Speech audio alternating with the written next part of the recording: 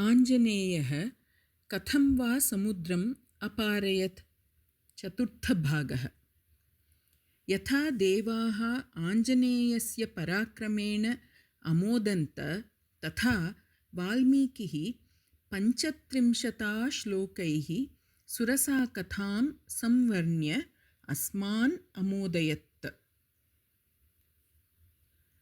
आञ्जनेयस्य प्लवनस्य वर्णनं वाल्मीकिः अनुवर्तते। वयं वाल्मीकिम् अनुवर्तामहे। यथा चन्द्रः कृष्णमेघैः लीलया इव आच्छादितः मध्ये मध्ये दृश्यते तथा आञ्जनेयः मेघानां समूहे चन्द्रवत् अशोभत। आकाशे प्लवमानस्य बृहदाकारस्य आञ्जनेयस्य छाया बृहत्तरा समुद्रतले तम् अन्वप्लवत। तया छायया आकृष्टा सिंहिका नाम्नी काचित् राक्षसी स्वदेहं वर्धयन्ती आञ्जनेयं दीर्घकालक्षुधातृप्त्यै गलितुं निर्णीतवती। यथा प्रतिलोमेन वातेन महानौः सागरे समाक्षिप्ता भवति तथा अहं समाक्षेपम् अनुभवामि इति सिंहिकया गृहीतच्छायः कपिकुञ्जरः अचिन्तयत्। ततः पार्श्वयोः उपरि अधः च वीक्षमाणः सः तां निकृताननाम् अपश्यत्।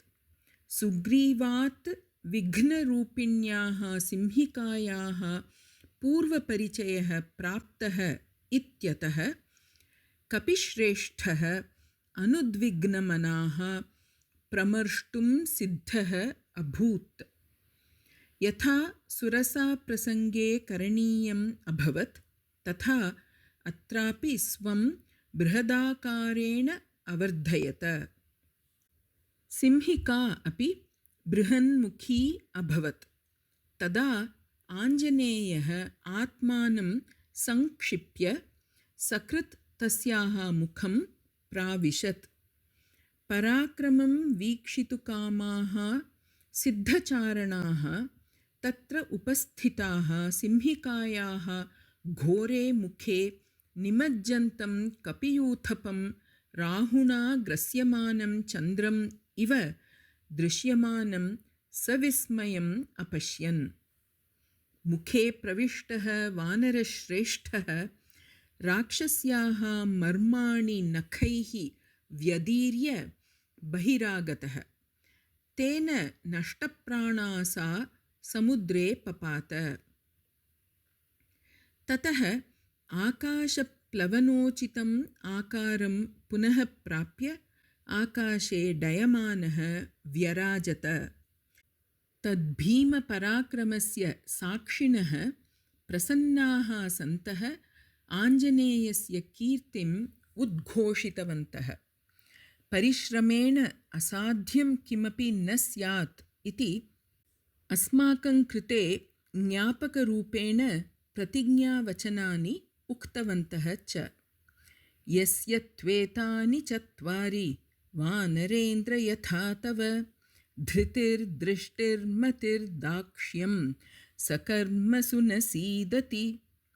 सुन्दरकाण्डं प्रथमसर्गः 9+200 श्लोकः। पूज्यः आञ्जनेयः सिद्धचारणैः पूजितः अग्रे गमनमार्गम् अपश्यत्। 10 योजनानाम् अन्ते समुद्रस्य नीलवर्णतलात् परम् अरण्यवृक्षाणां हारित्यम् अपश्यत्। तत्र दूरे द्वीपे पर्वताः नद्यः वृक्षाः च दृश्याः।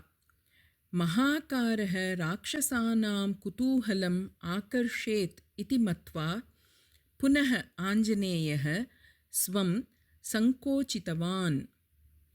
ततः द्वीपे विद्यमानस्य त्रिकूटपर्वतस्य उन्नतशिखरे अवतीर्णवान्। ततः अमरावतीम् इव दृश्यमानां लङ्काम् अपश्यत्। सुदूरगमनं दीर्घकालप्रयाणं मार्गे विघ्नाः। वयमेव तम् अध्वानम् अतिक्रम्य श्रान्ताः इति अनुभवं जनयति वाल्मीकेः वर्णनं। तत्पश्चात् स्थिरां भूमिं प्राप्य अस्माकमेव कायः क्लमपरिहारम् अभिलषतीव मनः भवति। अहो आदिकवेः काव्यमहिमा। अग्रे आञ्जनेयस्य लङ्काप्रवेशः, सीतान्वेषणं, लङ्कादहनम् इति बहवः विषयाः सन्ति। परन्तु इदानीं सुन्दरकाण्डस्य प्रथमसर्गस्य समाप्तौ वयं सर्वे मङ्गलम् एव भविष्यति इति ज्ञानेन एतस्मात् कथनात् विरन्तुम् अर्हामः।